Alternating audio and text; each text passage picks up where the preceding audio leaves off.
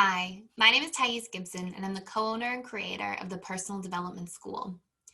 This is your daily breakthrough video, and in this video, I want to talk to you a little bit about the 4 different types of trauma responses that individuals often carry and how they specifically relate to each of the different insecurely attached individuals, okay, or insecurely attached attachment styles. So before I dive into this video, we are still doing our sale to support our community. I know that there's a lot of places around the world that are starting to sort of um, enter into a bit of a second wave of everything right now. And I would love to know in the comments if there's anything you can think of that I can do to support you guys who are part of this community. We're doing our 25% off discount for memberships. I go out of my way in there to make sure that there's community. We're going to have a little community get-togethers going into the fall. We have 4 live webinars a week. We have a Discord chat channel where people have these ongoing conversations about this stuff and share. We have an internal members forum, all different sorts of things. And really, like, just as a human being, I just want to know, like, what's, during these challenging times. And I know how impactful some of the quarantine stuff is on our mental, emotional well-being. And I think there should be more conversation around that happening worldwide. But I would just love to know if there's anything you can think of that I can do to support you. We also have lifetime memberships available that are 50% off for the month of September. And the coupon code, if you want to join the school, is with you, all one word. And that gives you access to all of the courses. It gives you access to all of our 4 ongoing webinar calls a week that I do live, as well as all the previous content, the workbooks, modules, everything. And it really saves a lot of time and energy when you're working on yourself too, to go through something that's systemized as opposed to just through videos themselves. So let me know in the comments below if that's helpful or if there's anything else you can think of that would be helpful. We are doing scholarships as well. You can reach out to my team at info@personaldevelopmentschool.com to learn about the different options there. But for now, let's just talk about this video.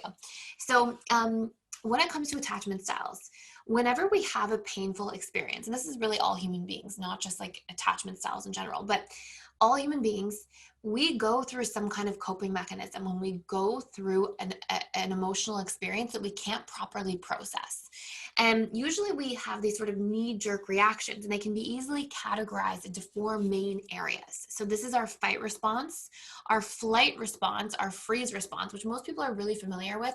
And then something that's been talked about a lot more recently that was actually originally brought to my attention about a year ago now from one of the students inside of the school is a fawn response. And I've done so much research into this over the course of the past year. And this is like basically excessive people pleasing. So this is FAWN. And these are all types of responses we use to adapt to our environment and the challenges that we can't really understand how to navigate. We just have these normal sort of responses that come out of them. So in this video, I'm going to take you through what these 4 responses have to do with the different attachment styles and what they look like on a specific basis. So let's start with the fight response.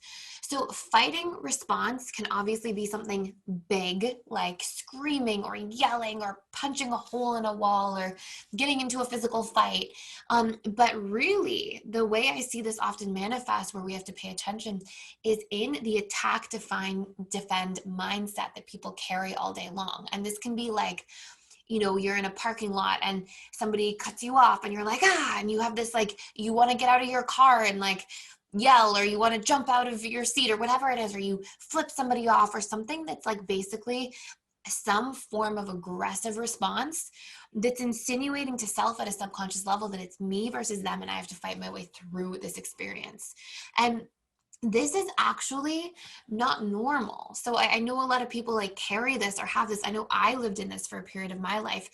And it's like this always like need to defend yourself. And usually this comes from being put in some kind of environment at some point in life where you felt like you had to overcompensate to take care of yourself, because you felt like there were different dynamics in your environment where either maybe other people's emotions were more important, there was a lot of chaos happening around you, and you felt like, okay, I have to figure out how to navigate this all by myself. Whatever it is, this mindset is something that's if you're living in this on a regular basis, like if you're feeling this on a daily basis and you find yourself overreacting to things with a strong fight response, chances are your nervous system is still dysregulated, and chances are it's really important to do some work around whatever core wounds are creating this in the first place. I'm going to go back through this in a moment and talk about this in more detail when it comes to the fearful avoidant, because this is a very common response for a lot of fearful avoidant attachment style individuals. And I would say not causation, but there's probably a pretty strong correlation between this and maybe things like CPTSD, which I think are also to a certain degree closely related to fearful avoidant attachment style. However, they can still be quite separate. Okay. They're you can think of them as like cousins. So that's an important thing to notice. Then we have our flight response. And the flight response is the avoidance mindset. Okay. So flight can be like you're in a fight and you an argument, not like a physical fight, and you jump in your car and you leave the premises, right? You're like, I need to go for a drive, and you leave. Or it can be like you flee the scene if you're uncomfortable in the situation, but it can also be our mini flight responses. So there's some kind of potential for conflict and you avoid the situation altogether, or little mini avoidances in terms of like procrastination, self-sabotage of different things. We can have these basic avoidance strategies, which are basically like an output of a flight response to a certain degree.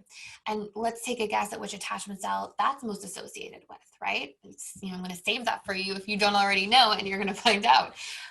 Then we have our freeze response. And our freeze response is you can be in a conflict or a situation and you feel like you clam up. You feel like it's difficult to express yourself. You feel like you don't really know what to say or do or not say or do. And you just sort of freeze and you find yourself almost feeling stuck or frightened or frozen in a situation. Okay. And then we have our fawn response, which is our people pleasing response. It's like, oh my goodness, I have to gain favor with somebody in order to feel safe in this relationship dynamic. Or if there's a potential for conflict, I go to my way to people please instead.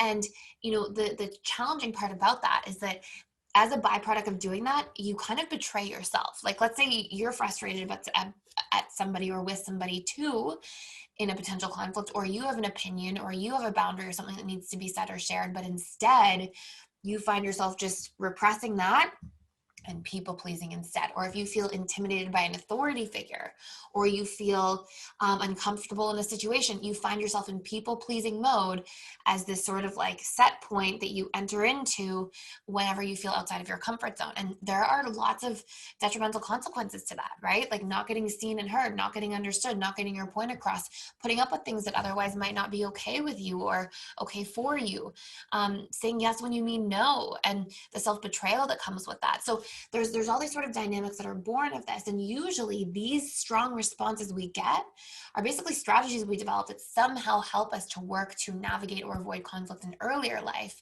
And until we recognize what our patterns are and do the reprogramming work around them, they can still pop up as being quite detrimental in our current life experience. So which attachment style struggles with which responses the most? So these are generalizations. These are just based on large and pretty pervasive patterns that I've seen, but of course there can be exceptions to these rules. The first one is, I would say, out of insecurely attached individuals, dismissive avoidance. They have the flight response that's the strongest, right? The avoidance response, avoid conflict, leave the room, get out of the conversation, go take space. And literally a lot of that is like they're trying to flight so that they can self-soothe, so that then they can return to the situation and sort of have some control over it or feel safer entering back into it. So you have a very strong flight response as a general rule, followed by a freeze response. I've seen a lot of dismissive avoidance over the years feel like they sort of freeze, they clam up, they don't say anything. And then 3 days later, it comes out as a passive aggressive comment instead, okay? Because it's like a mini freeze response. They might not even fully notice that they're freezing at the time, but maybe somebody's saying something to you and it bothers you when you're doing the dishes and you just kind of freeze and keep doing the dishes.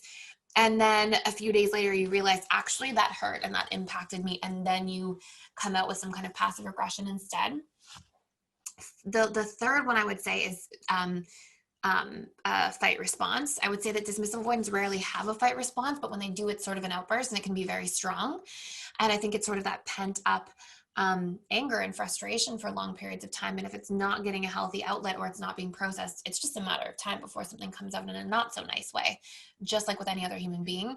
And I would say fawn response is last. And the reason that the people pleasing response is often last, however, there can be enmeshed dismissive avoidance, like a video I put out earlier this week, and there can be people pleasing dismissive avoidance as a result of that. They're sort of one and the same. though that's like a rare type of DA for sure. But as a general rule, the fawn response is going to come last because of the fact that the dismissive avoidant has learned how to self-soothe, has that's sort of been a coping mechanism throughout their life. So when they go into conflict, what do you think happens? Well, they're like, okay, I have to defend myself. I have to protect myself. So they're very self-oriented when there's a potential for challenge or threat or conflict, because that's been the way they adapted to conflict and potential threats or challenges in the past. So they become self-oriented when in defense or as a defense mechanism, which makes them least likely to be in the people-pleasing or fawning mode. So I hope that makes sense. And then I would say for fearful avoidance, fawning is the highest. Fearful avoidance usually had to kind of caretake for somebody. And that can be because there was chaos and they caretook for, different siblings. It can be because there was chaos in some form and they had to caretake of the parent who maybe struggled with addiction or whatever it might be, or there was chaos between the parents and fighting. And so, there was a fearful avoidant being caught in the middle there. Whatever version or form that took, a fawn response usually came out of that. And so it was the caretaking, conflict triggers the stored associations of I have to please, I have to make sure everybody's okay, I have to look out for. So that tends to be really prevalent. And the second highest one I would say for fearful avoidance overall is the fight response, that attack defend mindset. And I want you guys, if you're the fearful avoidant, to become very aware of how often that's running you. And I want you to ask yourself, is it reasonable that I'm reacting this strongly to something maybe this small, and not to look at yourself and judge yourself, but to recognize, okay, that's probably a symptom of dysregulation, probably because at some point in early childhood or earlier relationships, I had to really show up and stand up strong and sort of fill shoes that were way too big for me. And so I kind of had to put on this aggressive, hard shell to get through that then. And sometimes that shell comes out when I perceive threat now. And that shell can be an overcompensation and can take me into stress and dysregulate my nervous system as a result. So that's really important as well. Then I would say flight can still be really strong. I notice if FAs are really triggered, sometimes they have a strong flight response as well. And then freeze, I would say last. And look at this, right? Usually because fearful avoidance couldn't afford to freeze, right? Usually there's something in childhood where fearful avoidant, almost like other people around them might have been freezing, or they didn't trust other people to take care of themselves and the fearful avoidant. And so they had to figure out a way. And so a freeze response is very unlikely for FAs as a general rule, because that's been conditioned out of the way that they respond to traumatic events or experiences. And then for our anxious, preoccupied individuals, fawn is huge, because fawn means if I can please, I can gain favor, and I can prevent myself from being abandoned. And there's an association at a subconscious level between abandonment and lack of safety, because when we're children and we're very much aware at a subconscious level that we're reliant on our caregivers for our survival, if there's an abandonment when I'm 3 years old, let's pretend, I'm not surviving on my own at 3 years old. And while we don't live in a society where that kind of stuff takes place, the 3-year-old mind doesn't understand that. So it sees things in that survival and abandonment context as being very interconnected. And so fawning is big. And I would say freezing is almost secondary, because when we look at, the child mind that perceives through that filter, well, you're not going to want to freeze, you're not going to want to fight or flight, because your biggest concerns and biggest core wounds and fears are about abandonment. So fighting is going to probably drive you closer towards abandonment according to your early perceptions, and flighting is going to get you abandoned anyways, right? What does that do? So usually we see in that order: fawning first, freezing second, because it's I don't know what to do, but I know I don't want to get disconnected, so I just freeze and sometimes allow myself to put up with things that aren't fair, and maybe take in and sponge in things or words or mean comments that is an injustice to self, but I don't speak up because the abandonment fear is taking precedence. And then fight. And usually these are indirect fights. So this is making a comment or trying to get a reaction or things like that are actually trying to reinforce, seeing that somebody cares because they're reacting to your comment the way they did, or they're getting jealous, or they're, whatever it might be. So usually these fight responses are quite indirect and actually still trying to feed towards reinforcing connection, if anything.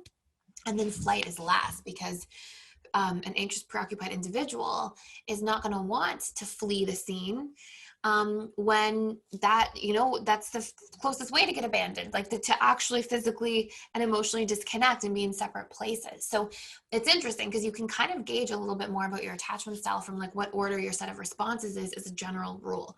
Keep in mind, I do see exceptions to this to a certain degree, but this is a pretty strong and prevalent pattern overall. So I hope this all makes sense. If you're looking to reprogram these things, it's really about the wounds beneath them. So it's like, it's what took place before the response. So it's like, if you have a strong flight response, what are you making conflict mean? What are you afraid of happening? And can you reprogram that? And we go into all that stuff in like a tremendous amount of detail inside of our intro and advanced attachment style courses inside of the school. So you can always check that out in there if you're looking to learn more. But I hope this all makes sense for now. I thought it was a really interesting topic and something I've been sort of diving into researching for the last little while. So I thought I would share it on here, as I love to do. And thank you so much for being here and for watching. Please like, share, and subscribe, and I will see you in the next video.